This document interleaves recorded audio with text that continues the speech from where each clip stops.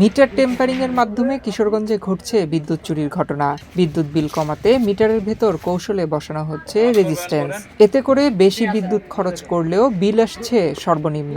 এভাবে বছরের পর বছর ধরে চলছে বিদ্যুৎ চুরি। অভিযোগ উঠেছে বিদ্যুতের অসৎ কারিগররা টাকার বিনিময়ে গ্রাহকদেরকে এই সুবিধা দিয়ে আসছেন। মিটার টেম্পারিং এর বিরুদ্ধে সোচ্চার হয়েছে কিশোরগঞ্জ পল্লী বিদ্যুৎ কর্তৃপক্ষ। চলছে অভিযান। চুরির সঙ্গে যুক্ত গ্রাহকদেরকে চিহ্নিত করে সংযোগ বিচ্ছিন্ন করে মিটার জব্দ করা হচ্ছে।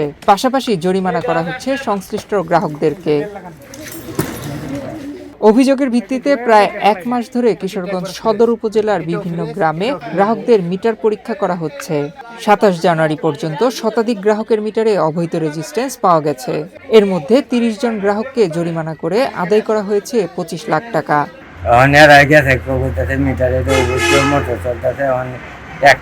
একটা মোটর দুইটা মিটার দুইটা মোটর লিখে আনছে জরিমানা দিচ্ছে 2 মিটার আর দুইটা মোটরের জরিমানা লিখে আনছে 2,05,000।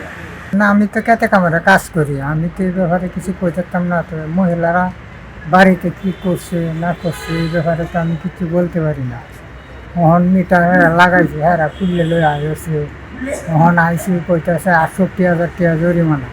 মিটারগুলা তো পল্লী বিদ্যুতের লোকজনকে লাগাই দিয়ে আসছি। দিয়ে আসার পরে একটা প্রতারক চক্র গেছে, গিয়ে কইতাছে যে এটা আপনারা ওয়ারিংটা ঠিক করা লাগবে।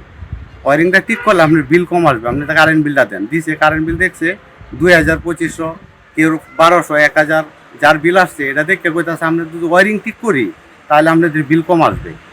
তাই জিজ্ঞাসা করলাম মহিলাদেরকে যে এটা ওয়ারিং কে ঠিক করছে, বলে পল্লী বিদ্যুতের লোকেই যে আসছে মোটর সাইকেল নিয়ে আইসা এটা ঠিক করে দেয়া গেছে।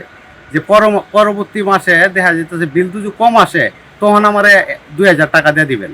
অবৈধ সংযোগ বিচ্ছিন্ন করতে গিয়ে গ্রাহকদের রোষানলে পড়তে হচ্ছে বিদ্যুৎ কর্মীদেরকে। হচ্ছে বাকবিতণ্ডা। কিশোরগঞ্জ পল্লী বিদ্যুৎ সমিতি থেকে একটি মিটার চেকিং এর উদ্দেশ্যে অত্র এলাকায় আমরা 50টি মিটার চেক করে 11টা মিটারের মধ্যে অবৈধ আলামত সহ পাইছি। আমরা মিটার খুলে নিয়ে অফিসে যাচ্ছি।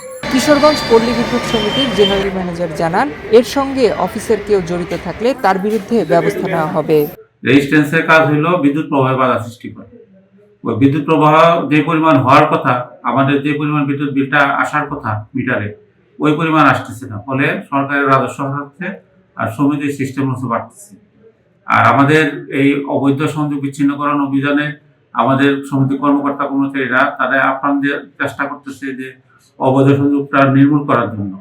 আর এখানে এই অবৈধ কাজের সাথে যারা জড়িত, যে ডিভাইসটা বসাই দিচ্ছে গ্রাহক প্রান্তে গিয়ে, তার বিরুদ্ধে আমরা মামলা দায়ের করেছি এবং তার বিরুদ্ধে আইনানুগ আমরা ব্যবস্থা গ্রহণ করবো ইনশাআল্লাহ। অবৈধ মিটার ও অবৈধ সংযোগকারীদের বিরুদ্ধে অভিযান চলমান থাকবে বলে জানিয়েছেন পল্লী বিদ্যুতের এই কর্মকর্তা। নয়ন বিশ্বাস, বাংলাদেশ প্রতিদিন।